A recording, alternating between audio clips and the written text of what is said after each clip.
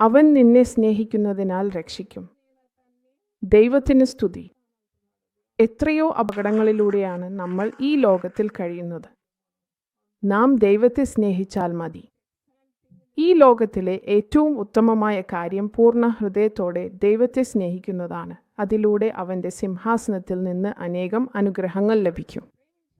നീ ദൈവത്തെ ആരാധിക്കണം, ദൈവവചനം വായിക്കണം, ദൈവസന്നിധിയിൽ കനിഞ്ഞ് പ്രാർത്ഥിക്കണം, ദൈവത്തിൻ്റെ പ്രവർത്തികളിൽ പങ്കാളിയാകണം, ദൈവത്തിന് നൽകണം, പ്രഭുവിൻ്റെ പ്രവർത്തികളിൽ പങ്കാളിയാകണം, ദൈവത്തെ സേവിക്കണം, ദൈവത്തെക്കുറിച്ച് ചിന്തിക്കുകയും ധ്യാനിക്കുകയും ചെയ്യണം.